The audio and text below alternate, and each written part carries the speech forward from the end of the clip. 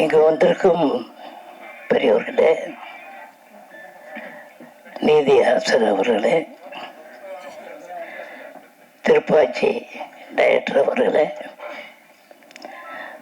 மற்றும் இங்கே மேடையில் வந்திருக்கும் பெரியவர்களே, எல்லாருக்கும் வணக்கம்.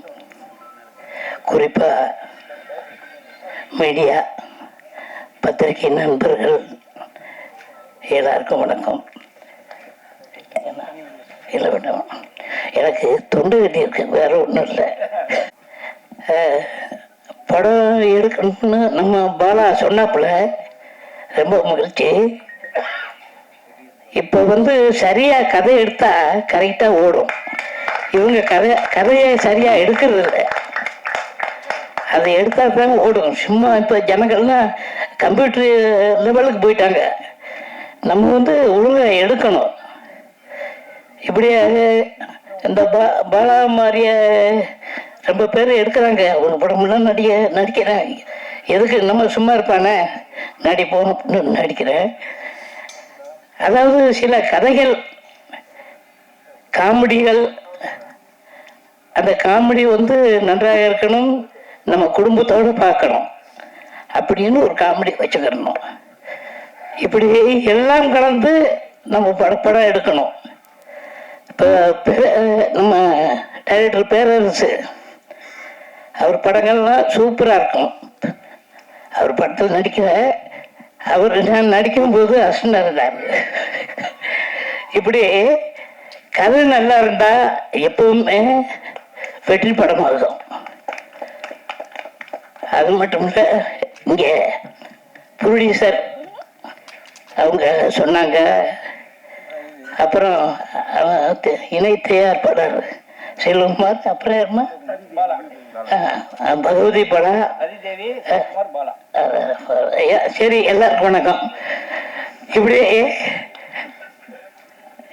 எவ்வளவு பேசலாம்னு தொண்டு வர சரியில்லை. ஆமா, அதாவது 5 மணிக்குன்னு சொல்லிட்டு 9 மணிக்கு தூங்க போற நேரத்துல இருந்தாங்க. எல்லாத்துக்கும் நன்றி. இங்க வந்திருக்கும் அத்தனை உள்ளங்களுக்கும் எனது மனமார்ந்த வாழ்த்துக்கள். வணக்கம். வணக்கம். அனைவருக்கும் வணக்கம். இந்த சபையில் கொஞ்சம் ரொம்ப உஷாராக பார்த்து பேச வேண்டியிருக்கு. ஏன்னா என் நீதி அரசர்கள் அமர்ந்திருக்காங்க. ஆமாம், அது மட்டும் இல்லாமல் இங்கே அண்ணன் கருணாகரன் அவர்களும் அமர்ந்திருக்காங்க.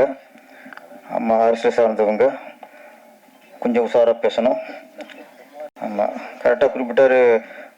நீதி அரசுன்னு சொல்லுங்கள், நிதி அரசுன்னு சொல்லாதீங்கன்ட்டு. ரெண்டுக்கு ரொம்ப வேறுபாடு. நீதி அரசருங்கிறது நமக்கானவங்க, தர்மத்துக்கானவங்க, நீதிக்கானவங்க. நிதி அரசுங்கிறது தெரியும் உங்களுக்கு, டோட்டல் அப்படியே ஆப்போசிட் அவங்க. அதனால் ரொம்ப நீங்கள் கவனம் சொல்லணும். ஆமாம், நிதியரசு நிறையா நாட்டில் நிறைஞ்சிருக்காங்க, நீதியரசு கம்மியாக இருக்காங்க. ஆமாம், அடுத்து உண்மையிலே இசையம் இப்போ இந்த இசை வெளியிட்டிருக்கு. நீங்களும் ரொம்ப சந்தோஷம். ஆமாம், நாங்களாம் செந்தில் அண்ணன், நாங்கள் அன்புச்சலேன், இமான் அண்ணாச்சிலாம் நாங்கள் எங்கள் குடும்பம், எங்களுக்குள்ள வாழ்த்துக்கிறது எங்கள் கடமை. ஆனால் நீங்கள் உண்மையிலேயே வாழ்த்துறது எங்களுக்கு பெருமை. அப்புறம் செந்தில் அண்ணன் என்னோட படத்தில் ஒரு நடிக்கலை இது வரைக்கும், இதுக்கப்புறம் நடிப்பாங்க. ஆனாலும் எதிரும் புதிரும் படத்தில் அந்த காமெடி ட்ராக் நம்ம எழுதுனது. ஆமாம், அதில் கவுண்டமணி அண்ணனும் செந்தில் அண்ணனும் நடிச்சிருக்காங்க. என்னோட காமெடி ட்ராக்கு நடித்தது அப்பயே நான் வெற்றியடைய நினச்சிட்டேன். நம்ம ஒரு காமெடி ட்ராக்கு, நம்மளோட வசனத்தை கவுண்டமணி அண்ணனும் செந்திலும் பேசிட்டாங்களே, அப்பயே எனக்கு ஒரு நிறைவு. அப்புறம் தான் திருப்பாச்சி, சிவகாசிலாம். இந்த படத்தோட தயாரிப்பாளர் ரதிதேவி அவர்கள் அவங்க சொன்னாங்க பேசும்போது, எனக்கு சினிமா ரொம்ப பிடிக்கும், இதற்காக எத்தனை முறை வேணாலும் நான் தோர்த்து கொண்டே இருப்பேன். நாங்கள் நீங்கள் ஜெயிச்சு கொண்டே இருக்கணும். நீங்கள் மேலே வாழ்க்கையில் ஜெயிச்சிட்டீங்க. ஏன்னா என்னைக்கு நீங்கள் மாமியாரை கூட்டு மேடையில் ஏற்றி சால்வை போத்துட்டீங்களோ அன்னைக்கு நீங்கள் வாழ்க்கையில் ஜெயிச்சிட்டீங்க. இந்த மாதிரி நிகழ்ச்சிக்கு மாமியாரை கூப்பிட்றதே பெரிய விஷயம். அதில் மேடல் ஏற்றி ஷாலுவை போற்றி அப்புறம் சரியான ஒரு வீரப்பெண்னு சொல்லலாம், ஆளுமைன்னு சொல்லலாம், இது மிகப்பெரிய வெற்றியும் சொல்லலாம். அதனால் கண்டிப்பாக நீங்கள் வாழ்க்கையிலே இந்த அளவுக்கு ஒரு சிங்கப்பெண்ணு சொல்லலாம், என்னோட சொல்லலாம் உங்களை. அப்படி இருக்கும்போது கண்டிப்பாக நீங்கள் சினிமாவில் வெற்றி அடைஞ்சிருவீங்க. ஹீரோ ரொம்ப ஃபீல் பண்ணார், கதாநாயகி பாவம் அவரும் பில்டப் பண்ணியிருக்காரு. ஆனால் பகவதி பாலா வந்து ஒரு கௌரவமான இயக்குனர். ஏன்னா ஃபஸ்ட்டே ஒன்றதை ஹீரோ நிறுத்திட்டா ஏதோ விமர்சனம் பண்ணுவாரோ, கலர் சரியில்லை, உயரம் சரியில்லை, அவ்வளோ நான் நினச்ச மாதிரி இல்லை, இப்போ சொல்லி வரேன்ட்டு ஃபஸ்ட்டு 35 வயசில் ஒன்று, அப்புறம் 40 வயசில் ஒன்று, இப்படி காட்டி காட்டி கடைசியாக எதை கட்டினாலும் ஓகேன்னு சொல்கிற அளவுக்கு கொண்டு வந்துட்டு கடைசி போய் காட்டியிருக்காரு. அவரு ஒன்றும் சொல்ல முடியாது. ஏன்னா 30, 40 இப்போ தானே 18, 20 வயசுல காட்டுறாரு, ஓகேன்ட்டார். அது அங்கேயே நம்ம இயக்குனர் கௌரவமான ஆளாக இருக்காரு. அப்படிதான் சரி. ஆமாம், இதெல்லாம் ஏமாட்டாப்லையா. ஆனால் உங்கள் கண்ணுக்கு அப்படி இருக்கலாம், எங்கள் கண்ணுக்கு ஹீரோனுக்கு கலையாக இருக்கு, ரொம்ப கலையாக இருக்கு. இந்த மாப்பிள்ளை பார்ப்பாங்க, நம்மளுக்கு 20 நிமிஷத்தில் பார்ப்பாங்க. பையன் போவான், மாப்பிள்ளை பார்க்க போவான். போனால் பார்த்துட்டு பொண்ணு கொஞ்சம் உயரம் கம்மியாக வந்துடுவான். அப்புறம் 22 வயசுல போய் பொண்ணு பார்ப்பான், அந்தளவுக்கு கலர் இல்லை அப்படின்னு வந்துடுவான். அப்புறம் 30 வயசுல காட்டுவாங்க, இப்போ பார்ப்பான், இல்லை ரொம்ப கொஞ்சம் குண்டா இருக்கு அப்படின்னு வந்துடுவான். இப்படியே போயிட்டு இருக்கும். 30 வயசுக்கு மேலே இவனை பொண்ணு பார்க்க கூப்பிட மாட்டாங்க. ஏன்னா மாப்பிள்ளை வயசு 35 கூப்பிட மாட்டாங்க. அதுக்கப்புறம் ஏதோ ஒரு பொண்ணை பார்க்கும்போது அப்போ என்ன மனதில் வருமா, ஏதோ பொண்ணு கிடைச்சா போதும் அப்படி நிலம் வரும்போது 36, 30 வயசு உட்காருவாரு, பொண்ணு வரும், அது வரும்போது ஓகேன்றாப்ல. அது மாதிரி 38 வயசுல பொண்ணு பார்த்த கதை தான் நம்ம தில் நட்ராஜ் கதை. இன்னொரு அது கொஞ்சம் அந்த ரொம்ப பாதிப்புல இருக்காரு. இந்த படத்துக்கு வெற்றிக்கு அப்புறம் தான் ஓஹோ அப்படிங்குது. அவருக்கு அது கூட பிரச்சனை இல்லை, கிளைமாக்ஸ்ல நம்மளை வந்து பொண்ணு காப்பாத்திருச்சே, உலகத்தை காப்பாத்துற பொண்ணுதாயா, நம்மள 10 மாசம் சுமந்து பெத்து உலகத்துக்கு கொண்டு வந்ததே பொண்ணுதான். பொண்ணை விட ஒரு ஆணை நேசிக்க முடியாது, மனைவி விட அக்கறை வந்து வேற எந்த பொண்ணுக்கு இருக்காது. அக்கா தங்கச்சி மாதிரி பாசம் வேற எங்கேயுமே இருக்காது, எல்லாத்துலயும் பெண்கள் தான். அதனால பெண்கள் காப்பாத்துனா அது இங்க பாக்கியம் நினைங்க முதல்ல. அப்புறம் இந்த படம் மச்சினிச்சி வச்சுக்கலாமா, மச்சினிச்சின்னா கட்டிக்க வேண்டியானே, அதுன்னு வச்சுக்கிறிய.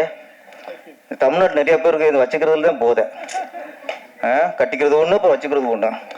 அது மாதிரி யாரு கவிஞர் அது, அதான் டைரக்டர் பண்ணுவாங்க. அவர் ஹீரோயினி, ஒரு ஹீரோ மச்சினிச்சி கூப்பிட்டு தப்பே இல்லை, வச்சுக்க வேணான்னு அர்த்தம், கட்டிக்கிட்டு வச்சுக்குங்க, ஓகே. அப்புறம் இந்த படத்துல அப்புறம்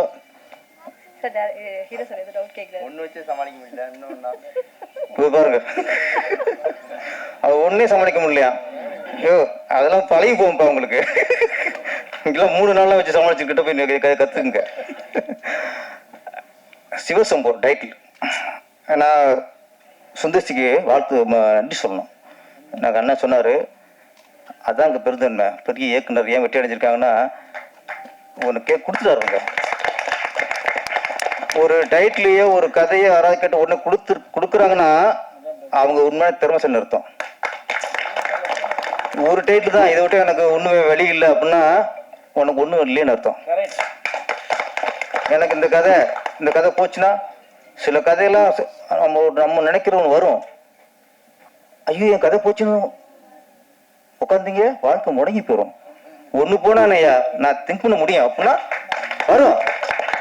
உண்மையான கற்பனையாளன், உண்மையான திறமைசாலி ஒரு கதையிலையும் ஒரு டைட்டிலும் முடங்க மாட்டான்.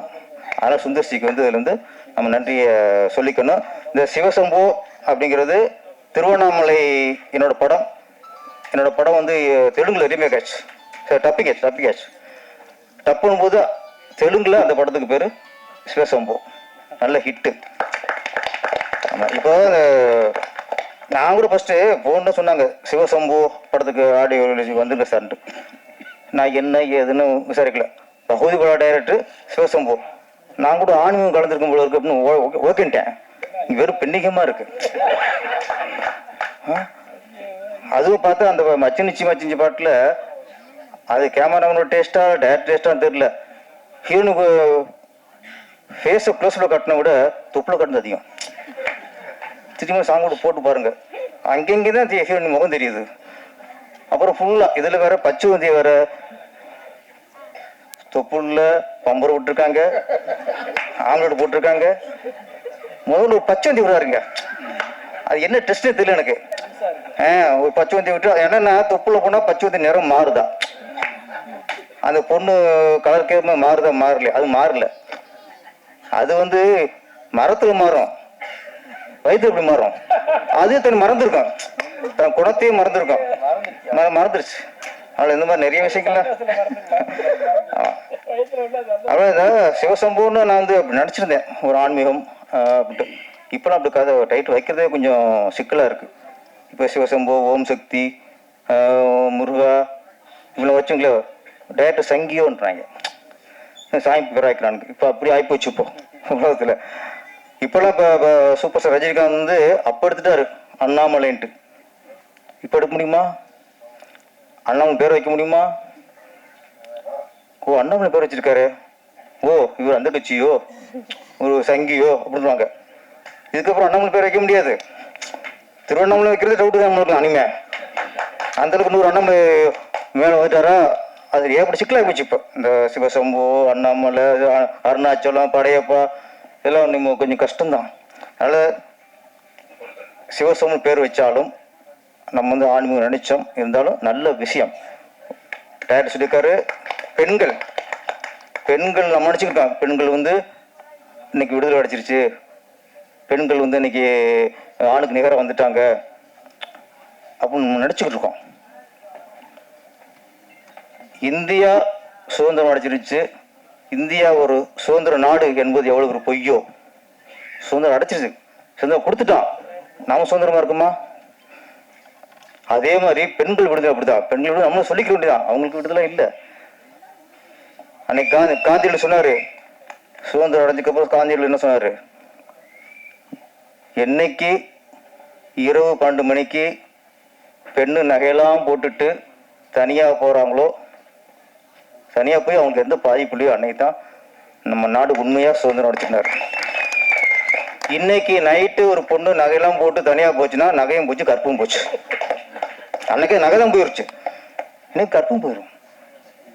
ஆனா இன்னைக்கு நம்ம சொல்லிக்கிட்டோம், பெண்கள் தூக்கி கொண்டாடிக்கிறோம். இன்னைக்கு நாகரிகம் பெருக படிப்பு அறிவுலாம் கூட அன்னைக்கு இருந்ததை விட இன்னைக்கு பெண்கள் நிலைமை மோசமா இருக்கு. அதை நம்ம ஒத்துக்கணும். அந்த விஷயத்தை தான் நம்ம இயக்குனர் பகவதி பாலா கூறியிருக்கிறாரு. இந்த பாட்டு ஒன்று வந்துச்சு, புரட்சி பெண்ணே புதுமை பெண்ணுன்ட்டு. கவிஞர் நல்ல வரிகள் சூப்பராக இருந்தாங்க. ஆமாம் மேடம், உங்க பேரு கவிதா குப்புசாமி. ஒரு வரிகள் அப்படியே பெண்ணினத்துக்கு எழுதப்பட்ட ஒரு வரி, ரொம்ப நல்லா இருந்துச்சுமா.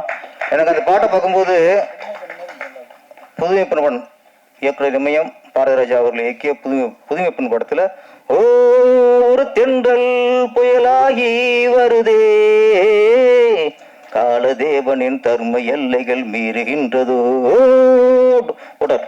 அந்த எஃபெக்ட். அதே மாதிரி அந்த பொண்ணு க்ளோஸ்அப், நிறைய க்ளோஸ்அப் யூஸ் பண்ணி இந்த மச்சிரு க்ளோஸ்அப் போடல, அதை இங்கே ஈக்குவல் பண்ணிட்டாரு. இங்கே க்ளோஸ்அப் தான் எல்லாருக்கும் இந்த முறைக்குது பொண்ணு. ரஜினாவுக்கு வாழ்த்துக்கள்.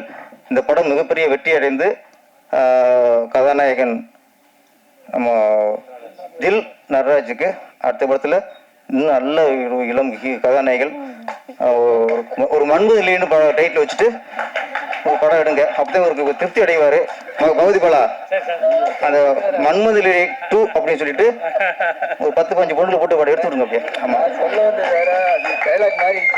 இல்ல என்ன நினைச்சுட்டு வச்சு சொல்ல வந்தது இல்ல. ஓகே இருந்தாலும் பரவாயில்ல. அடி இருக்கு கல்யாணம் ஆச்சா? நைட்டு கொஞ்சம் நோட் பண்ணிக்கோமா. 35-40 ஃபீல் பண்ணியிருக்காரு. நோட் பண்ணிக்கங்க. இந்த படம் மிகப்பெரிய வெற்றி அடைய வேண்டும். பகவதி பாலா 16 பெற்று பெருவாழ் வாழ்வுனாங்கல்ல, இது வரைக்கும் 16 படம் பண்ணிட்டாரு. இன்னும் நிறைய படங்களை பெற்று டைரக்டர் ராமநாதன் சாருடைய பேர் அடிக்கடி இங்கே அடிபட்டது. அவர் என்னோட குருநாதர்.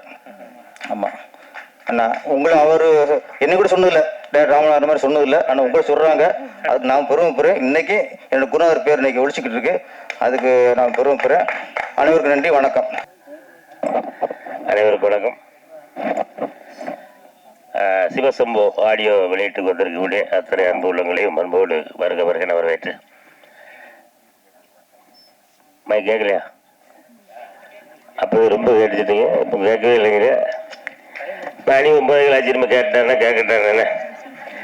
ஆமாம், சென்னையில் இப்போ யோசிச்சுட்டே இருக்கப்பல, இதுக்கு தலை 5 மணிக்கு வர சொன்னீங்களா நீங்கள் அப்படின்னு சொல்லி என்னை யோசிச்சுட்டே இருக்காப்புல. வந்தோடனே ஏன்ட்ட கேட்டாங்க, தம்பி நீங்கள் எத்தனை மணிக்கு வரேன்னு சொன்னீங்க அப்படின்னு. ஆமாம், நான் ஒரு ஈஸியரில் பாடிட்டேன் அப்படின்னு. அதே போல் 4:30 மணிக்கு வந்த காத்திருந்தேன், உங்களெல்லாம் கடுப்பு வச்சிடக்கூடாது அப்படின்ற ஒரே காரணத்துக்காக நான் என்னெல்லாம் பேச நினைச்சேன்னா அதெல்லாம் நம்ம தில் நடராஜ் அவர்கள் பேசிட்டார். ஆமாம், எல்லாரும் பேசி என்னெல்லாம் அந்த நடந்த அனுபவங்கள்லாம் சொல்லணும் அப்படின்னு ஆசைப்பட்டோமோ அது எல்லாத்தையும் தம்பியே சொல்லிட்டாப்புல. தம்பிக்கு இதுதான் முதல் படம் அப்படின்றத என்னாலே நம்ப முடியல. ஆமாம், நீங்களே நம்புறீங்களா? இது தம்பி இதுக்கு முன்னாடி ஏதாவது படம் நடிச்சிருக்கேன்? அண்ணாச்சி நீங்கள் தானே அண்ணாச்சி கற்றுக் கொடுத்தீங்க. இவன் பாட்டு ஏதாவது ஒன்று சொல்லி விட்டு பாரு, அண்ணாச்சி அதெல்லாம் அங்கே சொல்ல முடியாது அப்படிங்கிறான். அப்புறம் நம்ம பத்திரிகை நண்பர்கள்லாம் வேற மாதிரி ஏதாவது எழுதிட்டு போறாங்கிறேன். ஏன்னா நீங்க வேற டயலாக் எவ்வளோ டைலாக் இருக்கு, அதெல்லாம் கட் பண்ணிட்டு நீ அடிச்சா தண்ணி வருமா அப்படின்னு வேற டைலாக் போட்டிருக்கீங்க. எவ்வளவோ டைலாக்லாம் அந்த படத்தில் பேசியிருக்கேன். என்னடா சொல்ல முடியும். சரி, தம்பிக்கு என்னுடைய அன்பான வாழ்த்துக்கள். முதல் படம் மட்டுமல்ல, இன்னும் தம்பியோடு சேர்ந்து அதுக்கு அடுத்து 2 படம் முடிச்சிட்டேன். அதுக்கும் மேடைக்கு நான் வருவேன் கண்டிப்பா. சரியா? ஆமா, தம்பிக்கு வாழ்த்துக்கள். அவன் அடுத்தபடியா இயக்குனர் பகவதி பாலானே, நிறைய உண்மைகள் இன்னைக்கு சினிமா எவ்வளவு விஷயங்களை கடந்து டிராவல் பண்ணிட்டு இருக்குங்கிறது ரொம்ப அழகா மக்களுக்கு, எல்லா மக்களும் இந்த இந்த விஷயத்த கேட்குறவங்க, எனக்கே அது சில விஷயங்கள்லாம் புதுசாக இருந்துச்சு. அந்த சென்சார் 2.5 லட்சம் அந்த விஷயங்கள்லாம் ஒரு சிறு படத்தை தயாரிக்கக்கூடிய தயாரிப்பாளர்களுக்கும் இயக்குநர்களுக்கும் அது எவ்வளோ பெரிய சவாலான ஒரு விஷயம் அப்படிங்கிறத ரொம்ப யதார்த்தமாக சொன்னீங்க. கண்டிப்பாக உங்களுடைய கோரிக்கை கண்டிப்பாக ஏற்கப்படும் அப்படின்றதில் மாற்றுக்கிறது இல்லை.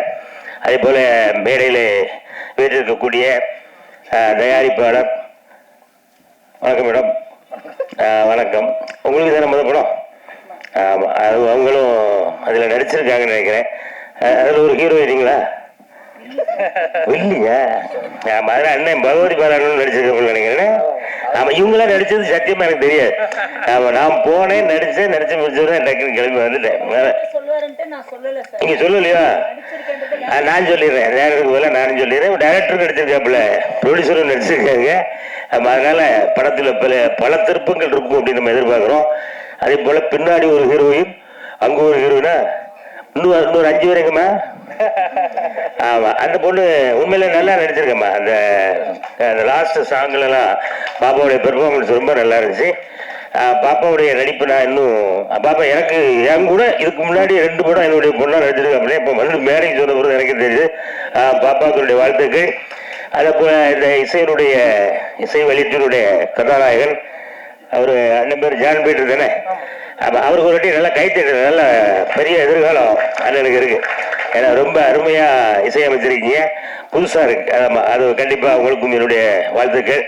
அதே போல வாழ்த்தி அமர்ந்திருக்கக்கூடிய நீதிபதிகள், மரியாதைக்குரிய நீதிபதிகளை அவர்களுக்கும் என்னுடைய அன்பான நன்றி. அந்த படத்துல ஒரு பெரிய ஜாம்பவான் யார் அப்படின்னா நம்ம அண்ணன் செந்தில். ஆமா, செந்தில் அண்ணன் கூட எல்லாம் நடிக்கிறது வந்து அது ஒரு பெரிய பாக்கியம். ஆமா, அது வந்து ஏற்கனவே ஒரு படம் நம்ம அண்ணே சின்ன கேரக்டர், நானும் சின்ன கேரக்டர். ஆனா நம்ம 2 படத்தையும் பெருசா போட்டிருக்காங்க. யாரு செத்தில்ல சஸ்பென்ஸ் வச்சு விடுங்க, வெளியே சொல்லுவாங்க. இல்லை சொல்லிடுமா? சொல்லிட்டோமோ? ஆமா அண்ணா, அப்படியா காமெடியில வில்லனா? சரி, என்னத்தையும் சொல்லிட்டு போப்பா. அவன் சொன்னாரு, பகுதி வர செஞ்சான். அவன் அது வில்லனா காமெடியாங்கிறத நீங்க ஸ்கிரீன்ல வந்து வரதான் தெரியும். ஆமா, அண்ணன் முதல் முறையாக வில்லனாக அறிமுகமாகிறீங்கன்னு நினைக்கிறேன். அப்படிதானே? ஆமா அங்க போயிடாங்கண்ணே. அந்த இடம் அது ரொம்ப பிஸியான ஏரியா. நம்ம காமெடியிலே ட்ராவல் பண்ணிட்டு போயிட்டு இருப்போமே. ஆமா அண்ணனை திரும்பவும் நாங்க எங்களுடைய குடும்பத்துக்கு கூப்பிடுறோம். அதனால அண்ணன் அவர்கள் இந்த படத்துல மட்டும் ஏதோ தெரிஞ்சோ தெரியாம நினைக்கிறேன். மறப்போம் மன்னிப்போம். அந்த படத்துல இருந்து அண்ணன் காமெடியில இதனுடைய பணிகளை தொடர வாழ்த்துகள். அப்புறம் அண்ணன் பேரரசு அண்ணன் வீடு நிறுத்திக்கிறேன். சரியா? நம்ம அண்ணன் பேசுனீங்கன்னா நாங்கள் எல்லாம் துப்புன்னு ஓடிடுவோம். ஏன்னா மணி 9 ஆயிடுச்சு. அதனால நம்ம சிவசம்பவ திரைப்படம் நடித்த அதை வாழ்த்த வந்த இதில் கலந்துகிட்ட உங்க எல்லாருக்கும் என்னுடைய அன்பான வாழ்த்துக்களையும் வரவேற்புகளையும் சொல்லி இந்த படமும் கண்டிப்பாக அவர் பாலாண்ணன் சொன்ன மாதிரி பகவதி பாலா சார் சொன்ன மாதிரி அது கணக்கு கூட சொன்னார். அதே போல இந்த படமும் அதை எடுத்த தயாரிப்பாளருக்கும் அதை இயக்கிய பகவதி பாலா அவர்களுக்கும் இந்த படமும் ஒரு வெற்றி படமாக அமைய என்னுடைய அன்பான வாழ்த்துக்கள். நன்றி நன்றி நன்றி. ஆக்சுவலி கிளைமேக்ஸ்ல வந்து அவர் சமாமரத்தை பெரிய விஷயமாச்சு. ஒரே ஒரு கதை சொன்னேன் சார், நான் ஒரே ஒரு குட்டி கதை சொல்றேன், நீங்க அதுக்கு வேணா சொல்லுங்க சார். அது கரெக்டாக சொல்லிட்டீங்க அப்படின்னா நீங்க என்ன சொல்றீங்களோ அதுதானே. சரி நான் கதை சொல்லுங்க சார். இது வந்து நம்ம படித்த கதை தான், உங்களுக்கு தான் தெரியும். ஒரு 2 நாட்டுக்குள்ள ஒரு சின்ன போர் நடந்தது. அதில் வந்து ஒரு மன்னன் செவிச்சிருவாரு. அந்த மன்னன் கல்யாணம் ஆகியிருக்காரு. 2 பேருமே கல்யாணம் ஆகியிருக்காரு. அப்போ அந்த செவிச்ச மன்னன் வந்து ஒரு பொண்ணை லவ் பண்ணிட்டு இருப்பாரு. அப்போ அந்த பொண்ணு சொல்லும், நான் ஒரு விடுதலை போடுறேன், நீ வந்து அதுக்கு ஆன்சர் சொன்னா அவனை கல்யாணம் பண்ணிவிடுவேன், இல்லை கல்யாணம் பண்ண மாட்டேன், எனக்கு புத்திசாலியான ஒரு கணவன் தான் வேணும் அப்படிங்கும். சரி அப்படின்ட்டுதாங்க. சரின்னு சொல்லி அது போயிட்டே இருக்கும்போது போர் ஆரம்பிச்சிருது. போரில் அந்த லவ் பண்ணுறவன் செவிச்சிடுறான். அப்போ வந்து தோத்தவன்ட்ட கூப்பிட்டு கேட்குறான், இந்த பார் நான் உனக்கு ஒரு விடுதலை சொல்கிறேன், நீ அதுக்கு ஆன்சர் சொல்லிட்டேன்னா இந்த நாடை வந்து நீ எடுத்துக்கோ, உன் நாடை வந்து நான் உன்னை கொடுத்துட்றேன் அப்படின்னா. சரி என்ன கேளுங்க, பெண்களின் ஆழ மனசு என்ன நினைப்பாங்க அது மட்டும் சொல்லுங்க. பெண்கள் என்ன நினைக்கிறான்னு நமக்கு தெரியாது, அதுவும் ஆள் மனசுல எப்படி நினைப்பாங்க இனிமே தெரியாது அப்படின்னு சொல்லிட்டு அவன் அந்த அரசன் வந்து எல்லாத்தையும் கேட்டான். இப்போ எதிர்நாட்டு அரசை கேட்டுக்கிறான். சரி இது ஆன்சர் சொல்லிட்டு ஒரு 3 நாள் டைம் கேட்டாப்ல. 3 நாள் சொல்லிட்டேன்னா உனக்கு நாடு தந்துடுறாப்ல. இப்போ ஊர் எல்லாத்தையும் கேட்டு இருக்காப்ல. பெண்கள் வந்து அடி மனசு நினைப்பாங்க, என்ன நினைப்பாங்க எல்லாம் கேட்டு இருக்காங்க. ஒவ்வொருத்தர் சொல்றாங்க, எங்க கடவுள் ஆழத்தோட பார்த்துடலாம், பெண்கள் மனசு கண்டுபிடிக்க முடியாது ஒவ்வொருத்தர் சொல்றாங்க. அப்போ ஒருத்தர் சொல்றான், நம்ம ஊர் எல்லையில வந்து ஒரு சூனியக்காரி ஒரு கிழவி இருக்கிறா, அந்த கிழவிட்ட கேளு கரெக்டா சொல்லுவாப்புல அப்படிங்கிற. இந்த மன்னன் வந்து தோத்த மன்னன் நேரம் என்ன பண்றான், அந்த கிழவிட்ட போறான். கிழவிட்ட போனதும் கிழவிட்ட சொல்றான், கிழவி நான் வந்து நம்ம நாடு தோத்துருச்சு, இப்ப நாடு நம்ம கைக்கு வரணும்னா எனக்கு அந்த மன்னன் வந்து ஒரு கட்டளை கொடுத்துருக்காங்க. என்ன கட்டளைங்க, பெண்கள் என்ன நினைப்பாங்க அடி மனசு என்ன நினைப்பாங்க அது சொல்லிட்டேன்னா நம்ம நாடு எனக்கு வந்துருங்கிறான்.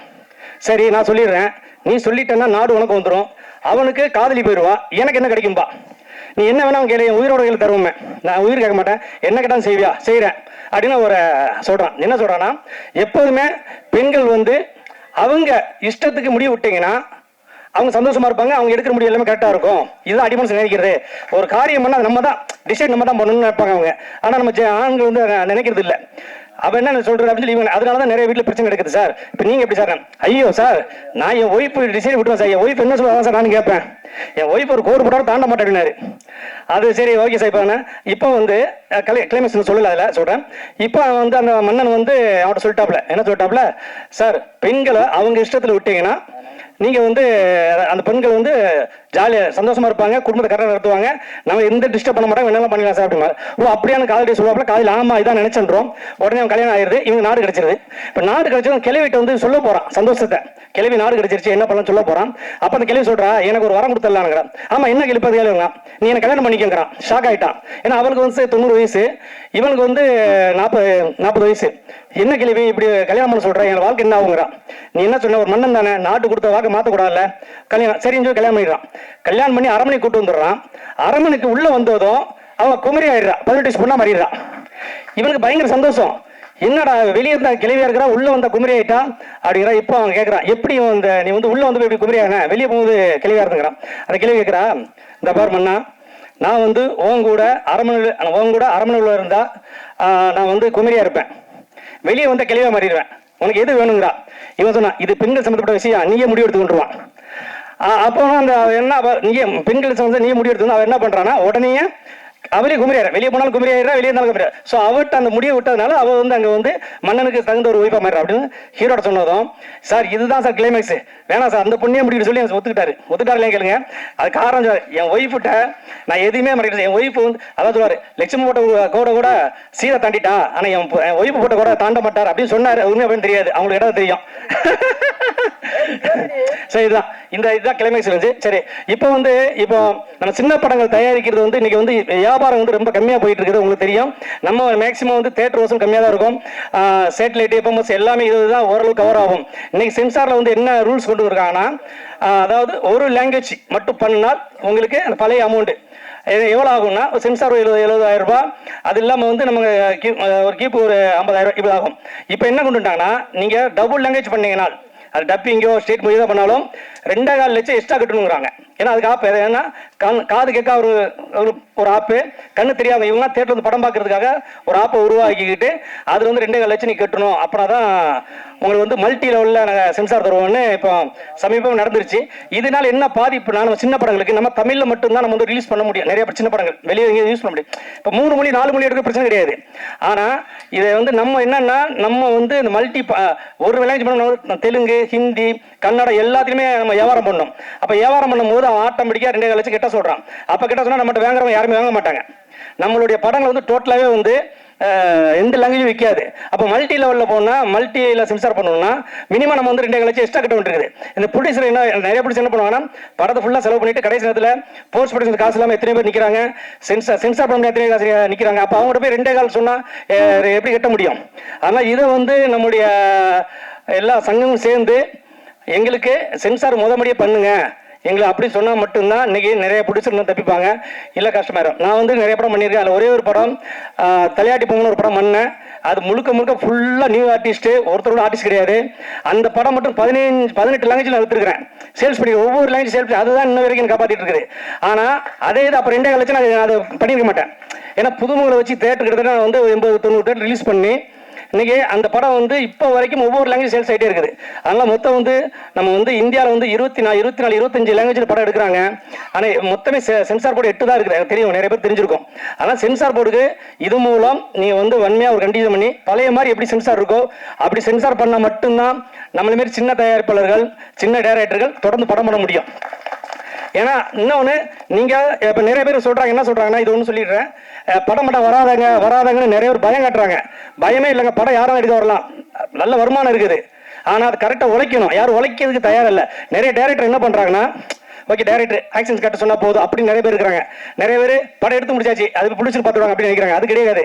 நம்ம எப்படி ஒரு ஸ்கிரிப்டுக்கு 3 மாதம் 4 மாதம் உழைக்கிறோம், அதே மாதிரி ஸ்கிரிப்ட் முடிச்ச பிறகு லொக்கேஷன் எத்தனை ஊருக்கு பார்க்குறோம், அங்கே போய் ஷூட்டிங் போய் லொக்கேஷன்லாம் ரிட்டர்ன் வந்துடுவோம். ஆனால் இதே மாதிரி ரிலீஸுக்கு வந்து கண்டிப்பாக ஒரு 3 மாதம் 4 மாதம் எடுத்து ஓன் ரிலீஸ் பண்ணால் கண்டிப்பாக நல்ல வருமானம் வரும். என்னோட ஒரு படம் நான் சொல்கிறேன், நான் வந்து கடைசியாக ஒரு படம் ரிலீஸ் பண்ணேன், 67 தேட்டர் ரிலீஸ் பண்ணேன்.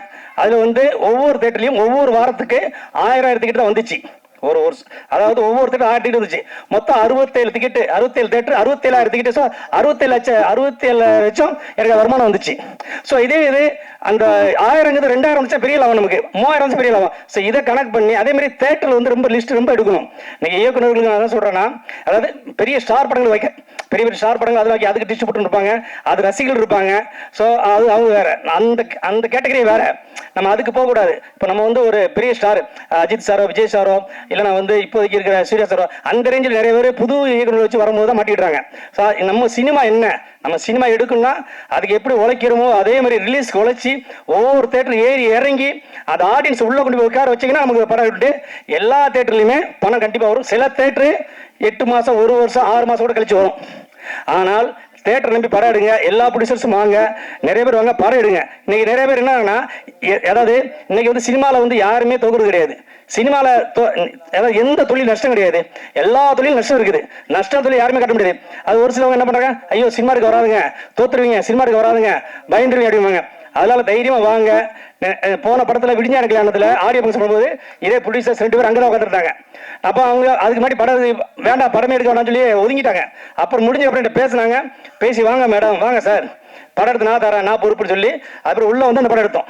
நான் அந்த ஆடியோ ஃபங்க்ஷன் பேச பார்த்தா அவங்க வந்துருக்க மாட்டாங்க, ஒரு ப்ரொடியூசர் கிடச்சிருக்க மாட்டாங்க, இங்கே அந்த சினிமா ப்ரொடியூசர் நிறைய டெக்னீஷியன் கிடச்சிருக்க மாட்டாங்க. ஸோ அதனால படம் கண்டிப்பா எடுக்க வாங்க, உழைக்க தயாரா இருக்கணும். அவ்வளவுதான். படத்தை எடுத்து பாட்டு வீட்டில் படத்தை இருந்தோம்னா படம் காசு ஆகாது.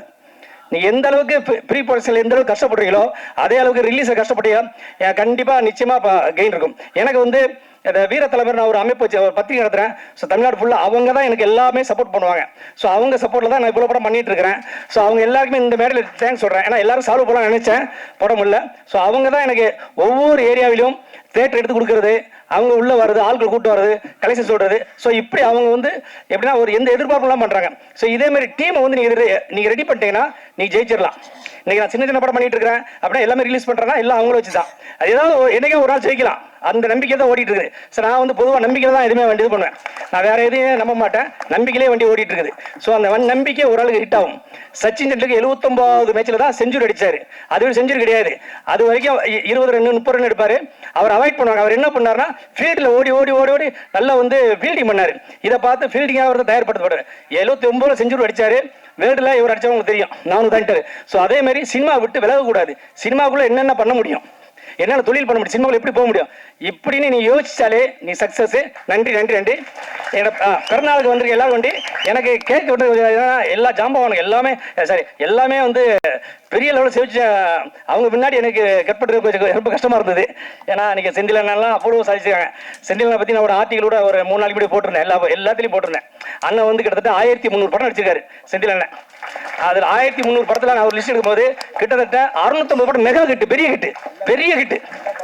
அண்ணனோட வந்து அண்ணன் பிறந்த நாளுக்கு நான் ஆர்டிகா போட்டு போடலாம் பார்த்தா ரொம்ப நாள் எடுக்க முடியல வேலையில. ஆனால் இருந்தால் கொஞ்சம் எடுத்தேன். 1350 படத்தில் 1350 படம் பண்ணிக்காரு. அதில் 650 படம் மெகா ஹிட். அவங்க காமெடி மட்டுமே. செந்தில் அண்ணா வடிவில் இவங்க கவுண்ட் பண்ணின இவங்க காமெடியில் ஒரு படம் தோக்கல, மிஞ்சி படம் 10 படம் தோத்து இருக்கும். ஏன்னா அந்த ஃபீல்டு ஒர்க் பண்ணுவாங்க. நான் கேட்பேன், அண்ணன் கேட்பேன், ஆனால் எப்படி நீங்களும் கவுண்டர் எப்படி சொல்லுவார். கவுண்டருக்கு டக்கு டக்குன்னு கவுண்டர் நிறைய பேசுவாங்க அண்ணன். அது மாதிரி இம்மானாச்சி நிறைய படம் பண்ணிட்டு இருக்காரு. இம்மானாச்சிட்டு நம்மளால ஸ்கிரிப்ட் கொடுத்தா போகிறோம், சூப்பராக இது பண்ணிடுவாங்க. ஸோ இதுமாதிரி நான் நிறைய நடிகர்கிட்ட வந்து நான் கற்றுக்கிட்டது நிறைய நடிகர்கள் தான் கற்றுருக்கிறேன். அதேமாரி தைரியமாக வாங்க, படம் எடுங்க, நிச்சயமாக ஜெயிச்சலாம், வெற்றி நமதே. அரங்கிலே அமர்ந்திருக்கக்கூடிய அருமை நண்பர்களே, மேடையிலே அமர்ந்திருக்கக்கூடிய கலைத்துறையிலே தங்களை எல்லாம் ஈடுபடுத்திக் கொண்டு பல்வேறு தகுதிகளில் பணியாற்றி கொண்டிருக்கக்கூடிய அன்பிற்குரிய நண்பர்களே, இன்றைய தினம் திரை உலகம் சார்பில் இசை தட்டை வெளியிடுகின்ற ஒரு நிகழ்ச்சியில் கலந்து கொள்வதற்காக என்னை அன்பிற்குரிய செல்லக்குமார் அவர்கள் அழைத்ததன் பேரில் நானும் அன்பிற்குரிய மாவட்ட நீதிபதியாக பணியாற்றிய கணேசன் அவர்களும் இங்கே வந்திருக்கின்றோம். கலைத்துறை என்பது தங்க சுரங்கம் போன்றது. இதிலே திறமை உள்ளவர்கள் எப்படி சுரங்கத்திலே வெட்டி வெட்டி எடுக்கின்றார்களோ அதை போல இது ஒரு அன்னபாத்திரமாக இருக்கின்றது என்பதை இந்த மேடையிலே பேசிய அத்தனை பேர்களும் எடுத்து சொல்லி இருக்கின்றார்கள். இதனுடைய தயாரிப்பாளர் அன்பிற்குரிய செல்வகுமார் அவர்கள் நீதித்துறையிலே பணியாற்றி ஓய்வு பெற்றதற்கு பிறகு தன்னை கலைத்துறையிலே ஈடுபடுத்திக் கொண்டு இந்த திரைப்படத்தை தயாரிக்கின்ற தயாரிப்பாளர்களில் ஒருவராக அவர் இருந்து பணியாற்றுகிறார். அவருக்கு என்னுடைய வாழ்த்துக்களை நான் தெரிவித்துக் கொள்வதிலே மிகவும் மகிழ்ச்சி அடைகின்றேன். அவருக்கு துணையாக மற்றொரு தயாரிப்பாளர் அன்பிற்குரிய சகோதரி ரதி தேவி அவர்கள் ஒரு தயாரிப்பாளராக இருக்கின்றார்கள்.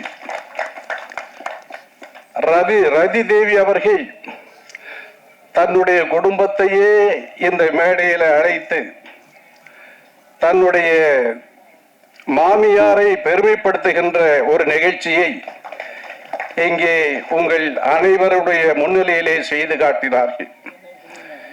எனவே அந்த அளவிற்கு ஒரு பெருமையை பெண் இனத்திற்கு கொடுக்கின்ற ஒரு தகுதியை தயாரிப்பாளர் ரதிதேவி அவர்கள் செய்து கொண்டிருக்கிறார்கள் என்பதற்காக நான் அவரை மனதார பாராட்டுகின்றேன்.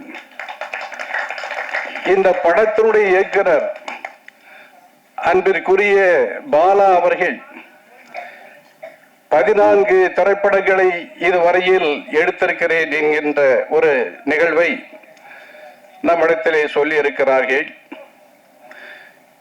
எனவே கதைதான் அடித்தளமாக இருக்கிறது என்பதை பற்றி இங்கே பேசிய அருமைக்குரிய சிறப்பு நடிகர் செந்தில் அவர்கள் சிரிப்பிலே வரலாற்றை படைத்த, தமிழ் சினிமாவிலே வரலாற்றை படைத்த நடிகர் செந்தில் அவர்கள் குறிப்பிட்டிருக்கின்றார்கள்.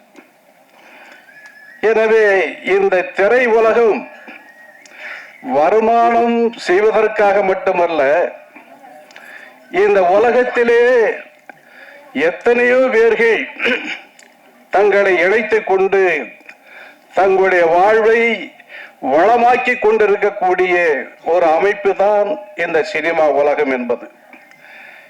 எனவே அந்த சினிமா உலகத்திலே ஈடுபட்டு கொண்டிருக்கக்கூடிய உங்கள் அனைவரையும் வாழ்த்துகின்றேன், வரவேற்கின்றேன். உங்களுடைய பணி மென்மேலும் சிறக்க என்னுடைய வாழ்த்துக்களை தெரிவித்துக் கொள்கின்றேன். இந்த படம் வெற்றி அடைய என்னுடைய வாழ்த்துக்களை தெரிவித்துக் கொண்டு அமைகின்றேன். நன்றி, வணக்கம். நீதியரசர் எஸ்கே ஐயா அவர்கள் உள்ளிட்ட மேடையில் அமர்ந்திருக்கும் முக்கியஸ்தர்களுக்கும் என்னுடைய உறவினர்களுக்கும் மாலை வணக்கம் தெரிவித்துக் கொள்கிறேன்.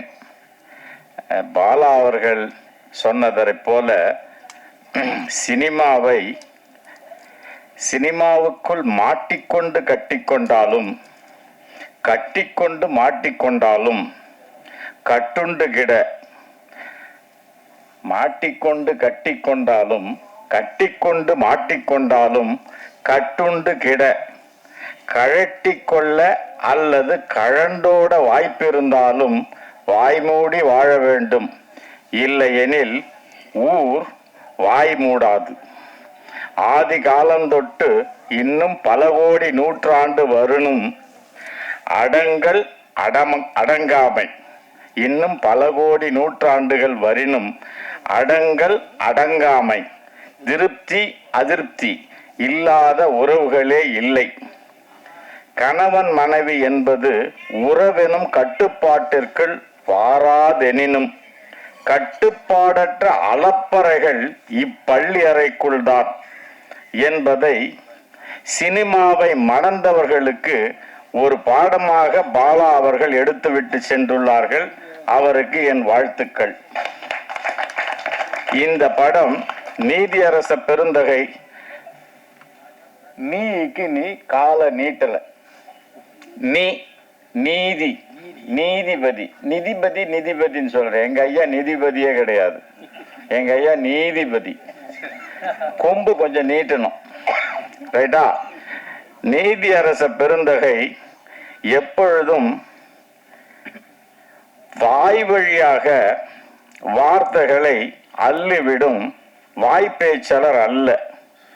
இதயத்திலிருந்து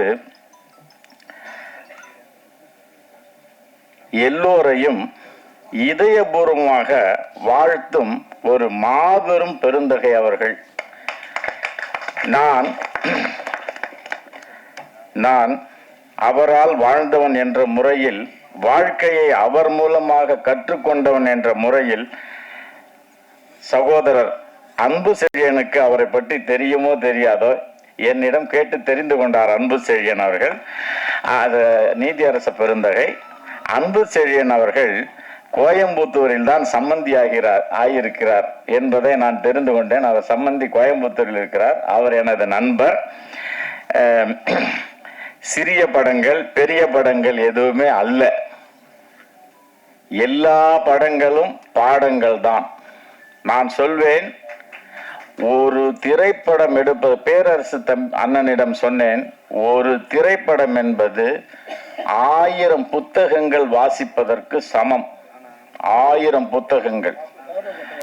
அவர் நம்ம செந்தில் அண்ணனை வந்து சொல்லும்போது எங்க நீதியரச பெருந்தகை அவர்கள் செந்தில் அண்ணனை சொல்லும்போது சொன்னாரு,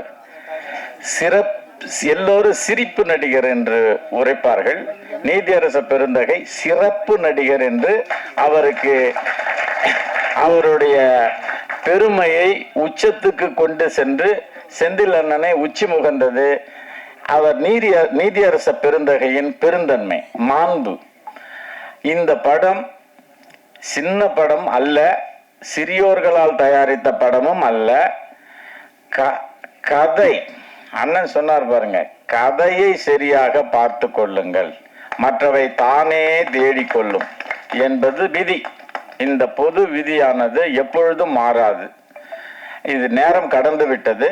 இந்த படக்குழுவினர்களுக்கு என்னுடைய அன்பையும் என்னுடைய வாழ்த்துக்களையும் பெரிய வெற்றி பெற வேண்டும் என்ற என்னுடைய பேராவையும் தெரிவித்து வாய்ப்பு அளித்த அனைவருக்கும் நன்றி கூறுகிறேன். எனது நண்பர் உறவினர் செல்வகுமாருக்கும் எனது தோழி ரதிதேவி அவர்களுக்கும் என்னுடைய சிறப்பு வணக்கத்தையும் அன்பையும் தெரிவித்துக் கொள்ள அமர்கிறேன். வணக்கம். எல்லாருக்கும் வணக்கம். சிவசம்பவ படம் கண்டிப்பாக நான் நிறைய பேச மாட்டேன், ஏன்னா நேரம் ரொம்ப அதிகமாயிடுச்சு, நிறைய ஜாம்பவான்கள்லாம் இருக்கிறாங்க. இந்த வாய்ப்பு எனக்கு அளித்த திரு பகவதி பாலா இயக்குனர் அவர்களுக்கும் தயாரிப்பாளர்கள் அவர்களுக்கும் என்னுடைய பணிவான அன்பு கலந்த வணக்கத்தை தெரிவித்துக் கொள்கிறேன். மற்ற இதில் நடிச்சிருக்கிற கலைஞர்கள் எல்லோருக்கும் என்னுடைய அன்பு கலந்த வணக்கத்தை தெரிவித்துக் கொள்கிறேன். நன்றி, வணக்கம். ஹாய், எல்லாருக்கும் வணக்கம். ஃபர்ஸ்ட் வந்து சீஃப் கெஸ்ட் எல்லாருக்கும் வந்து முதல்ல மிகப்பெரிய நன்றி சொல்றேன். ஏன்னா வந்திருக்க எல்லாருமே பெரிய பெரிய ஆட்கள். நாங்க எல்லாம் சேர்ந்து ஒரு சின்ன படம் முதல்ல வந்து அறிமுகமாகி பண்றோம். எங்களுக்கு சப்போர்ட் பண்ணணும்னு உங்க நேரத்தை ஒதுக்கி இங்க வந்திருக்கீங்க, அதுக்கு ரொம்ப ரொம்ப நன்றி. ஃபர்ஸ்ட் ஓகே, நான் எல்லாரும் பத்தி தனித்தனியா பேசணும்னு நினைச்சேன், எனக்கே பசி வந்துருச்சு, உங்களுக்கு எல்லாம் பசி வந்திருக்கும், அதனால ஷார்ட்டா சொல்லிடுறேன். ட்ரெய்லர் பார்த்திருப்பீங்க. இந்த படத்தை பத்தி சொன்னா ஒரு நல்ல காமெடியான ஒரு சூப்பரான ஒரு கதை இருக்கு. ட்ரெய்லர் வந்து நீங்க எல்லாம் பார்க்கணுங்கிறதுக்காக வந்து எங்க சார் வந்து கொஞ்சம் காமெடியாவும் அப்படி கொஞ்சம் கில்மாவை கட் பண்ணி வந்து எடிட் பண்ணிருக்காங்க. பட் அதையும் தாண்டி வந்து ஒரு செம்மையான ஒரு கதை இருக்கு. அந்த கதையை வந்து நீங்க எல்லாரும் தியேட்டர்ல பார்த்து என்னன்னு தெரிஞ்சுக்கிட்டு எங்களுக்கு வந்து சப்போர்ட் பண்ணுங்க. முக்கியமான விஷயம் வந்து நிறைய சின்ன பட்ஜெட் படம் வந்து எடுக்கிறாங்க, பட் நிறைய ரிலீஸ் ஆகாது. ஆனா இந்த படம் இந்த ஸ்டேஜ்ல இப்படி ஒரு நிலைமைக்கு வந்திருக்கிறதே வந்து எங்களுக்கு ரொம்ப பெருமையா இருக்கு. அதுக்கு முக்கியமா காரணமா இருந்த நட்ராஜ் சார், எங்க பகவதி பாலா சார், ரதி மேம், செல்வகுமார் சார் எல்லாத்துக்கும் ரொம்ப ரொம்ப நன்றி. சரி, மித்ததெல்லாம் அப்புறமா பேசலாம். தேங்க்யூ. ஹாய், எங்க கூகியிருக்க எல்லா பெரியவங்களுக்கும் முதல் வணக்கம். பிரசன்ட் மீடியா எல்லாருக்குமே வணக்கம். முதல்ல இந்த செல்லக்கிளிங்கிற கேரக்டரை எங்க நம்பி எனக்கு கொடுத்த பகவதி பாலா சார் ரொம்ப தேங்க்ஸ். ஸோ சிவசம்பு எடுத்த உடனே எல்லாருமே என்னடா சாமி பேரா இருக்குன்னு நினைச்சிருப்பீங்க. அது இருந்தாலும் நீங்க தியேட்டர்ல வந்து கண்டிப்பா பார்க்கணும். அதுல அதை தாண்டி காமெடி, ஃபைட், எமோஷனலுங்கிறது நிறைய மிக்ஸ் ஆகி தான் இது ஒரு படமா வந்திருக்கு. ஸோ ஃபேமிலியா பார்க்கக்கூடிய படமா தான் நானும் இதை நினைக்கிறேன். நீங்க யோசிக்காம எல்லாரும் உங்க குடும்பத்தோட வந்து பார்க்கல. எந்த இடத்துலயும் நீங்க முகம் சுளிக்கிற மாதிரி ஒரு காட்சியும் வராது. ஸோ எங்க மக்கள் எல்லாருமே எங்களோட படத்தை தியேட்டர்ல வந்து பார்க்கணும்னு ஆசைப்படுங்க. அப்பதான் எங்க படமும் வளரும், அதுல நடிச்சிருக்கிறாங்க எல்லாருமே வளருவோம்னு சொல்லி நன்றி. வணக்கம். வணக்கம். மேல அனைத்து நீதிபதி ஐயா அவர்களுக்கும் வணக்கம். ஏன்னா நான் எத்தனை ஃபங்க்ஷன் கடந்திருக்கேன். இந்த ஃபங்க்ஷன் தான் மொத்த நீதி அரசருமே உட்காந்துருக்காங்க. அப்புறம் மொத்தம் கூடவே எதுக்கு 2 பேரும் பேசும், மொத்தமே நீதி அரசர் வந்துட்டு போவேன். ஏன்னா அந்த அளவுக்கு எல்லாருமே பெரிய ஆளை கூட்டுற போல. இந்த சிவசம்பவ படத்தை சொல்லணும்னா இது ஒரு பெரிய கதையை சொல்ல டைம் இல்லை. ஆக்சுவலாக இந்த சிவசம்பவ கதை வந்து பகவதி பாலா வந்து தயாரிப்பாளர் சங்கத்தில் பதிவு பண்ணியிருந்தாரு. அதே ரதி வந்து நம்ம சங்கத்திலே பதிவு பண்ணாங்க. அதை வந்து டைரக்டர் சி சுந்தர் தான் இந்த படத்தை வந்து பதிவு பண்ணியிருக்காரு, சிவசம்பு. அப்போ பகவதி பாலா சொல்ல, அண்ணா நம்ம பண்ணியாச்சுன்னா இந்த படத்தை வந்து வேற கொடுக்க முடியாது அப்படின்ட்டாரு. உடனே ரதி இல்லைன்னு நீங்கள் எப்படியாவது நீங்கள் அதை விடக்கூடாது, எங்களுக்கு தான் வேணும் அப்படின்னாரு. நான் உடனே தயாரிப்பு சங்கத்தில் தினேஷ் பேசினேன். அவன் என்ன சொன்னா, அண்ணா சார் இது மாதிரி சி சுந்தர் வச்சிருக்காரு, ஒன்றும் பண்ண முடியாது அப்படின்னா. இல்லைப்பா அவங்க விட முடியாதுன்னு என்ன கேளுன்னு. அப்போ உடனே சி சுந்தர்கிட்ட பேசினோடனே அவர் உடனே கொடுத்துருங்க அப்படின்ட்டாரான். இதுதாங்க பெரிய டைரக்டர், இதுதான் பெருந்தன்மை. இதுக்கு மேலே என்ன வேணும்? அதனால இந்த நிகழ்ச்சி மெயின் சுந்தர் சார் அவர் என்னுடைய மரியாதை கேட்டுக்கிறேன். ஏன்னா அசால்ட்டாக கொடுத்துருங்க அப்படின்ட்டார். இப்போ அவர் வந்து மூக்குத்தி அம்மன் டூன்னு வச்சுட்டார் ஒரு வாரத்துக்கு போச்சு. ஏன் கேட்டிங்கன்னா இந்த விட்டு கொடுக்கறத ஒருத்தன் ஜெயிக்கிறது காரணம். ஏன்னா நான் 3 நாளைக்கு முன்னாடி சொன்னேன், வாழ்க்கையில் ஃபஸ்ட்டு கஷ்டப்படணும், அதுக்கப்புறம் நஷ்டம் பண்ணணும், அதுக்கப்புறம் தான் ஜெயிக்க முடியும். இது எல்லாருக்கும் தெரியும். யார் இது வந்து நான் சொன்னால் சாதாரண, இதே ரஜினிகாந்த் சொன்னால் கமல் சொன்னால் பெருசாக பேசுவாங்க. அதனால இன்னைக்கு கஷ்டப்பட்டு தான் இன்னைக்கு வந்து பகவதி பாலா வந்து நான் சொன்ன பார்த்தீங்களா, ராமநாதன் வந்து வருஷத்துக்கு எப்படி குறைஞ்சது ஒரு 6-7 படம் எடுப்பார். எல்லாமே குரங்கு, நாய், புலி, கொக்கு, குருவி வச்சு எடுப்பார், ஜெயிச்சுட்டு இருப்பார். இப்போ அதேமாரி பாலா பார்த்தீங்கன்னா சிறு படம் தான், குறைஞ்சி போனால் ஒரு 40 லட்சம் 50 லட்சத்துக்கு மேலே தாண்டதே கிடையாது. இப்போ இந்த படம் புரியல, இல்லை அதை சொல்லலைங்க, அம்மனை சொல்கிறேன். நான் வருஷத்துக்கு 4 படம் சொன்னது காரணம் என்ன, எனக்கு தெரிஞ்சு நான் வந்து 89 வந்து சினிமாவுக்கு, அதுக்கப்புறம் எல்லாம் பாதி பேர் வந்துட்டான்னு தெரியாது. எனக்கு தெரிஞ்சு ராமநாதன் சார் படத்தை நிறைய போய் பார்ப்பேன். சாலிகிராம் ஃபுல்லாக எடுத்துருப்பாரு, அதுக்கப்புறம் ஃபுல்லாக எடுத்துருப்பாரு. அதுக்கப்புறம் பகவதி பாலா எடுத்துக்கிறதுனால தான் நான் தெளிவாக சொல்கிறேன். என்ன காரணம், எப்படி இருந்தாலும் அந்த கஷ்டப்பட்ட கூட விடாமல் அவர் ஜெயிக்கிறாரு, தோக்குறாரு, பணம் வருது வரல எடுத்துட்டு இருக்காரு பாருங்க. அதுதாங்க சினிமா, அதுதான் சினிமா. ஏன்னா ஜெயிக்கணும்னு நினைக்கிறோம் என்னைக்குமே தோக்க மாட்டான், ஏமாத்து நினைக்கிறோம் என்னைக்குமே ஜெயிக்க மாட்டான் சினிமாவில். நான் சொல்றது எவனும் சொல்ல மாட்டேன். அதனால இன்னைக்கு எல்லாம் நீ ஒரு நீதி அரசர் வந்திருக்காருன்னா யாருக்கா வந்திருக்காங்க? இந்த ரவி தேவிக்கா வந்திருக்காங்க, பாலாக்கா வந்திருக்காங்க, செல்வகுமார் சார். என்ன காரணம், இன்னைக்கு ஒரு நீதி அரசர் வந்து இன்னைக்கு ஒரு சினிமா துறைக்கு வந்து நம்ம அது ஒன்றும் இல்லை, 4 பேர் வந்திருக்காங்கன்னா இதை விட நமக்கு ஒன்றும் இல்லைங்க. இதுதாங்க சினிமா. அந்த ஒரு நீதி அரசர் ஒரு மீடியாவுக்கு வந்து நம்மளுக்கு கலந்து ஒரு சினிமாவுக்கு வர்றாங்கன்னா நம்ம நேர்மையாக இருந்தால் என்றைக்குமே ஜெயிக்கலாம், யாராலையும் தோக்க முடியாது. நான் 89 வந்து இன்னைக்கு நான் வந்து இன்னைக்கு தமிழ்நாடு இன்னைக்கு கேட்டா பார்த்தா கருணா கேட்டாப்புலன்ட்டு அந்த சங்கத்தை எடுத்து 1100 பேர் அவ்வளோ பேர் வந்துட்டாங்க. ஏன்னா நான் எவனுக்குமே போய் சொல்றது இல்லை, யாருக்கு இல்லை. வந்தியா 1/2 மணி நேரம் சென்சார், அதுக்கப்புறம் பகவான் சொன்னாப்புல அதுமாரி இதில் சென்சார்லாம் பயங்கரமாக ஏறி போச்சுன்னு. அது தமிழ்நாட்டில் இல்லை, இந்தியாவில் மொத்த அசோசியேஷன் ஒன்று சேரணும், மொத்த மாநிலமும் சேர்ந்து கோரிக்கை வச்சா மட்டுமே தான் அதை மாற்ற முடியும். ஏன்னு கேட்டால் இன்னைக்கு மாற்றுத்திறனாளிகள் காது கேட்கன்னு சொல்லியுமே அதுக்கு ஒரு இது வந்து சொல்லி கீப்பில் எல்லாம் சொல்கிறாங்க. அதெல்லாம் என்ன பண்ணணும்னா நம்மள ஒன்று சேரணும், இன்னும் தயார்பாடு சொன்னோம், தயார்பாடாக ஒன்று சேர்ந்து ஒரு கோரிக்கை வைக்கணும். அது கேரளா, கர்நாடகா மொத்த மாநிலம் ஒன்று சேர்ந்து பண்ணால் மட்டும்தான் பண்ண முடியும். இப்போ நான் மட்டும் தனியாக மெயில் அமைச்சுன்னு வச்சுக்கலாம், அது 3ஆவது போட்டுருவாங்க. அதனால சினிமாவில் வந்து வாழ்க்கையில் ஜெயிக்கணும்னா பகவதி பாலா எல்லாரும் கற்றுங்க. ஏன்னா ஒரேவா சொன்னாப்புல நான் இப்படி தான் வந்தேன் அப்படின்னு. ஏன்னா நான் தோற்று தான் ஜெயிக்க முடியுங்க, யாராலும் சரி. அதனால இந்த படம் மிகப்பெரிய வெற்றி அடையணும். காரணம் என்ன, நான் சொன்னேன் சுந்தர்சி வந்து அசால்ட்டாக விட்டு கொடுத்தாருன்னு. அந்த மாரி அப்புறம் ஒரு சின்ன விஷயம், இந்த ட்ராக்னு ஒரு படம் பார்த்தேன், அண்ணன் செந்திலன் சொன்னார் கதைன்னு. தயவு செய்து யாராவது படம் பார்க்கலன்னா ட்ராக்னுங்கிற படத்தை பாருங்க. அவன் தனுஷை விட சூப்பராக இருக்கான் பையன், தனுஷன் இருந்தால் அதை விட்டுருங்க. ஆனால் அந்த படத்தை பார்த்தீங்கன்னா ஒரு செகண்டு கூட, ஆனால் அது 30 கோடி ரூபா, நம்மளால எடுத்த 30 லட்சம் ரூபா, நான் அதோட ஈக்குவல் பண்ணலை.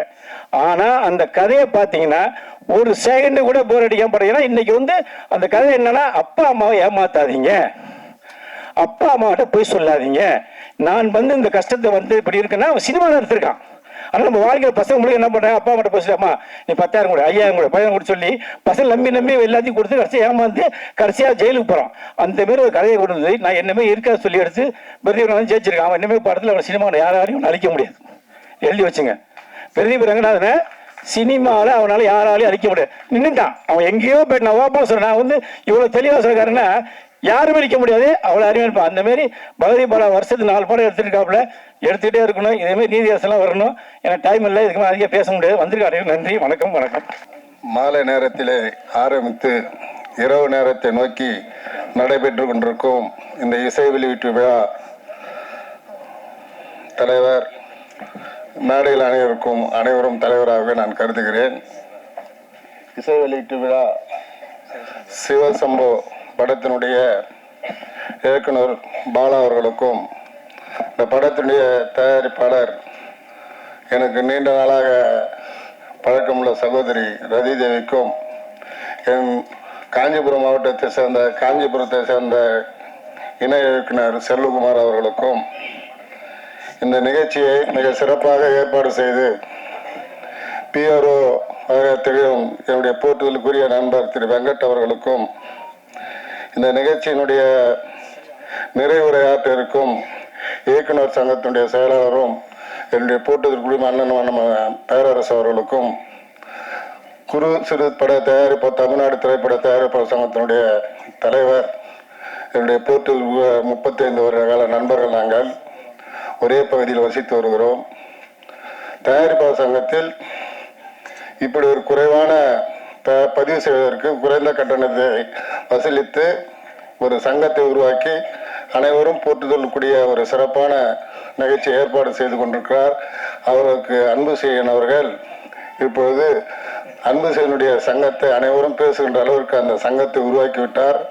நான் அவரிடத்தில் ஆரம்பத்தில் பேசும்போது 500 உறுப்பினர்கள், அதனால் மேடைகளை கேட்டேன் எத்தனை உறுப்பினர்கள் என்றால் 1500 தாண்டி விட்டது என்றார். மற்ற மகிழ்ச்சி, அளவில் ஆனந்தம்.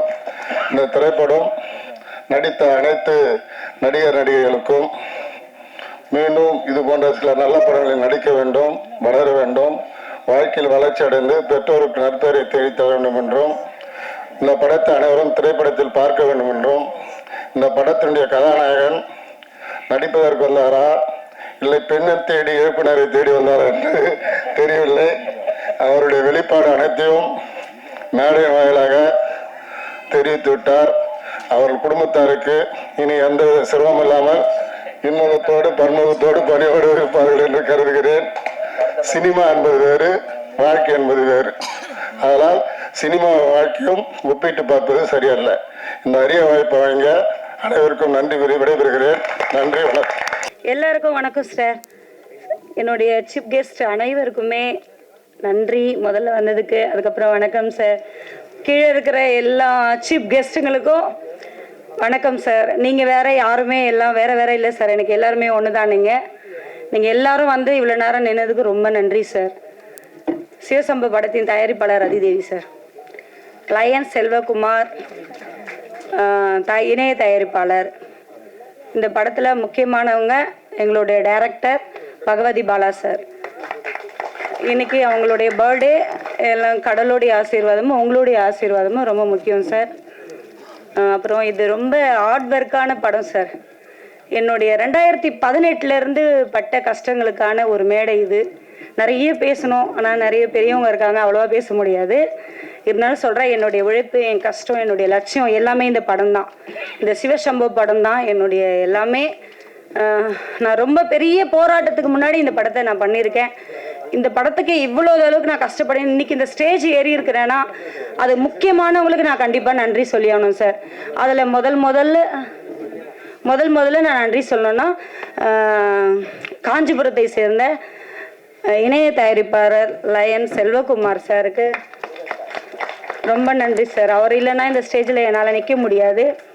என்னுடைய ஜட்ஜிங்க சார் எங்களுடைய பவர் இல்லைனாலும் அவங்களுடைய அட்வைஸை கேட்டு தான் இன்றைக்கி இந்த ஸ்டேஜில் நான் நின்று இருக்கேன்.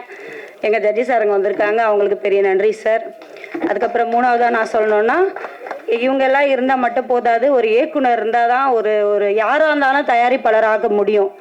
சும்மா எல்லாராலையும் தானாக தயாரிப்பாளர், பணம் இருக்கிறவங்களாம் தயாரிப்பாளர் ஆகிட முடியாது. அதுக்கேற்ற உழைப்பும் இருக்கணும், அதுக்கேற்ற டைரக்டருங்களும் கரெக்டாக இருந்தால் தான் பண்ண முடியும். அந்த மாதிரி இந்த இடத்துல என்னை நிற்க வச்சுக்க 3வது நபர்னு சொல்லணும்னா எங்கள் டைரக்டர் பகவதி பாலா சாருக்கு நன்றி சார். அதுக்கப்புறம் என்னுடைய குடும்பம் தான் எனக்கு எல்லாமே. ஏன்னா ஒரு பொண்ணை நான் வெளியே வந்து சாதிக்கிறதுக்கு காரணமே என்னுடைய ஃபேமிலி தான். என்னுடைய அம்மா வர முடியல, அவங்க உடம்பு முடியல, ஹாஸ்பிட்டலில் இருக்காங்க. அதுக்கு என்னுடைய மாமியார் அடுத்தது என்னுடைய மாமியார் ஃபேமிலி வந்திருக்காங்க. ஏன்னா நான் ஒரு மருமகளாக ஒரு அம்மாவாக நான் நிறைய சாதிச்சிருக்கேன், எல்லாருக்கும் நல்ல பேர் எடுத்திருக்கேன். சினிமாவில் சாதிக்கணும்னு என்னுடைய வெறி, எப்படி சொல்கிறது, எனக்கு புருஷன்னு எங்கள் ஹஸ்பண்ட் இறந்து 3 வருஷம் ஆகுது. அதுக்கப்புறமும் நான் கவலைப்படாமல் இன்னைக்கு நான் துணிஞ்சு நிற்கிறேன்னு சொன்னால் அது சினிமா தான். I love my cinema.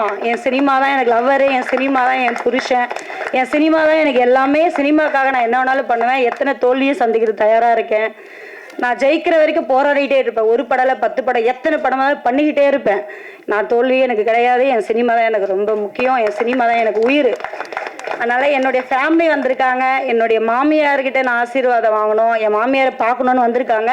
என் மாமியார் ஃபேமிலியை கூப்பிட்டு நான் மேடையில் கொஞ்சம் உங்களுக்கு மரியாதை எனக்கு செய்யணும்னு ஆசை சார். என் மாமியார் ஃபேமிலி மட்டும் வந்துட்டோம். அத்தை வாங்க அத்தை, எனக்கு டைம் இல்லைன்றதால ஷார்ட்டாக முடிச்சுட்டேன். அத்தை எங்கே இருக்கீங்க?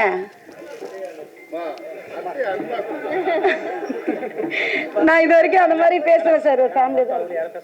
சரிங்க சரிங்க சார். ஏன்னா எங்க இருக்காங்கன்னு தெரியல, எனக்கு வந்திருக்காங்க.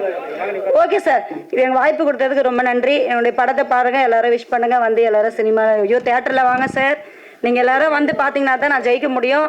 வாங்க சார். நன்றி, வணக்கம் சார்.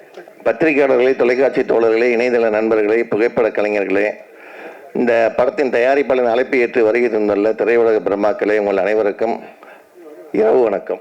ஏன்னா மாலை ஆரம்பிக்க வேண்டிய படம் இரவு ஆரம்பிச்சிருக்கோம். அதுக்கு பத்திரிக்காரங்க தான் காரணம். ஏன்னா வேற ஒரு இடத்துலேருந்து வர்றதுக்கு லேட் ஆகிடுச்சு. வழக்கமாக விஐபிக்காண்டி வெயிட் பண்ணுற ஃபங்க்ஷன் இப்போ பத்திரிக்கையாளர்களுக்காண்டி வெயிட் பண்ணியிருக்கு. அதுவே மிகப்பெரிய வளர்ச்சி.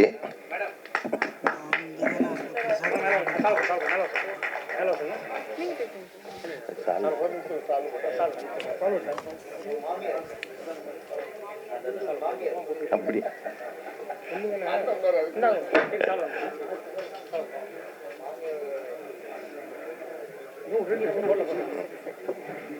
எதுக்காக மாமியார் ஸ்டேஜுக்கு வர வைக்கிறேன்னு சொன்னா உங்களுக்கு எல்லாம் ஒரு பெருமைப்படுத்துறதா அப்படி கிடையாது சார். ஒரு பொண்ணா ஒரு சினிமா ஃபீல்டுக்கு வந்தா ஒரு மாமியார் வீட்டில் எவ்வளோ திட்டுவாங்கன்னு உங்களுக்கு நல்லாவே தெரியும். அம்மா வீடு தான் சப்போர்ட் பண்ணுவாங்க, மாமியார் வீடு சப்போர்ட் பண்ண மாட்டாங்க. ஆனால் எனக்கு சப்போர்ட் பண்ணது என் மாமியார் வீடு தான் சார். என் மாமியார், என் மச்சனை, என் நாத்தனாருங்க என்னை என்கரேஜ் பண்ணுவாங்க. எங்கள் ஹஸ்பண்ட் இறந்து 16வது நாளே நான் சினிமாவுக்கு வந்துட்டேன் சார். காரியம் முடிஞ்ச உடனே நான் வந்துட்டேன். எனக்கு பொட்டு வச்சு பூ வச்சு நீ வெளியில போ, நீ போய் உன் படம் வேலையை பாரு சாதின்னு எனக்கு என்கரேஜ் பண்ணது என் மாமியார் தான் சார். என் நாத்தனாருங்க தான் பண்ணாங்க. இந்த காலத்துல இருக்கிற மாமியார் போகாத உள்ளவே இரு, என் புள்ள செத்துட்டா அப்படின்னு சொல்லுவாங்க. எங்க மாமியார் அது மாதிரி சொல்லலை, என் மச்சனை அப்படி சொல்லலை, என் மாமியார் ஃபேமிலி எனக்கு எதுவுமே சொல்லலை. நீ போ, தைரியமா போய் சாதி அப்படின்னு சொன்னாங்க. அது ஒரு என்கரேஜ். அதுக்காக தான் சொல்றேன், எல்லா பெண்களையும் இந்த மாதிரி நம்பி வெளியே விட்டீங்கன்னா எல்லா பெண்களாலையும் சாதிக்க முடியும் சார். ஆடியோ ரிலீஸுக்கு வருகை தந்துள்ள நீதி அரசர் எஸ்கே கிருஷ்ணன் அவர்களையும், வினோபா அவர்களையும், ஆர் கணேஷ் அவர்களையும் இந்த படக்குழுவினர் சார்பில் முதல்ல வரவேற்கிறோம். ஏன்னா நீதியே இங்கே வந்து உட்கார்ந்துருக்குது. இந்த படத்துக்கு மிகப்பெரிய ஒரு வரவேற்பு. கைத்தட்டிய 10 பேருக்கு மட்டும் நன்றி.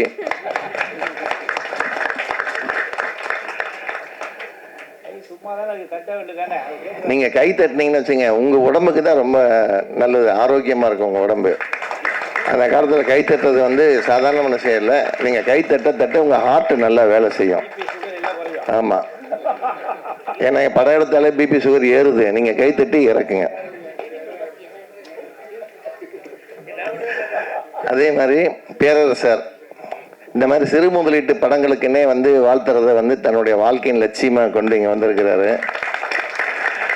அப்புறம் நம்ம செந்தில், நடிகர் செந்தில்னாலே இன்னைக்கு வந்து அவரை அடிச்சுக்கிறதுக்கு இன்னைக்கு மறுபடியும் இன்னும் யாரும் இல்லை. இனிமேல் ஒருத்தர் பிறந்து தான் வரணும். அந்த அளவுக்கு இன்னைக்கு வரைக்கும் ட்ராவல் பண்ணிட்டு இருக்கிறாரு. அதே மாதிரி குழந்தைங்க கிட்ட மட்டும் பிரபலமாக இருந்த நம்ம இமான் அண்ணாச்சி இன்னைக்கு பெண்கள் மத்தியில் ரொம்ப ஃபேமஸ் ஆகிட்டாரு.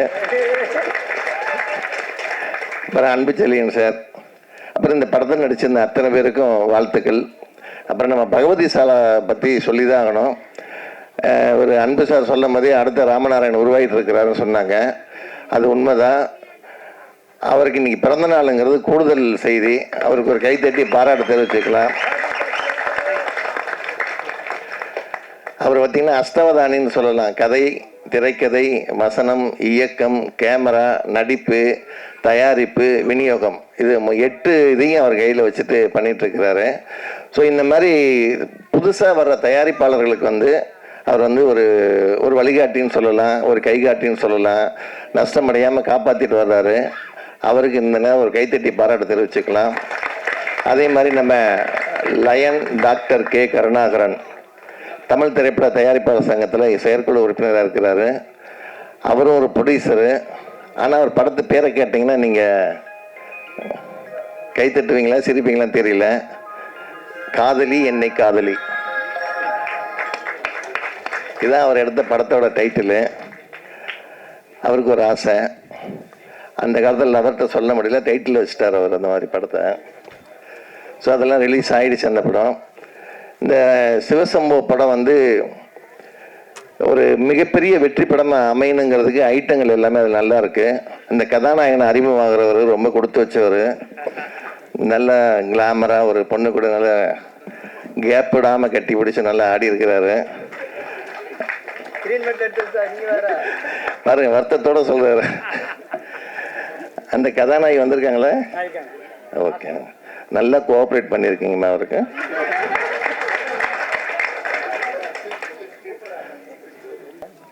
அதே மாதிரி இந்த படத்தை இப்போ தயாரிப்பாளர் அதிதேவி பேசும்போது ஒரு விஷயத்த சொன்னாங்க மாமியாரை பற்றி. அவங்க மாமியார் மிச்சிய மருமகளாக இருக்கிறது பெரிய சந்தோஷம். அதே மாதிரி இவங்களுக்கு உதாரணமாக இதுக்கு முன்னாடி புதுக்கோட்டை நிஷா இதே மாதிரி பேட்டி கொடுத்தாங்க. டிவியில் நீங்கள் எல்லாம் பார்த்துருப்பீங்க. எனக்கு எல்லாமே எங்கள் மாமியார் தான் வீட்டை பார்த்துக்கிறாங்க, அதனால தான் நான் இங்கே சுதந்திரமாக இருக்கிறேன்னாங்க. அதனால் முதல்ல அறந்தாங்கி உஷா இவங்க வந்து இந்த ஊர் பேர் என்ன? இவங்க அருமந்தை, அவங்க அறந்தாங்கி, ரெண்டு ஊர் பேர் தான். ஸோ அதனால் இவங்களுக்கு கைத்தட்டமோ இல்லையோ அவங்க மாமியாருக்கு ஒரு கைத்தட்டி வாழ்த்து சொல்லிடலாம்.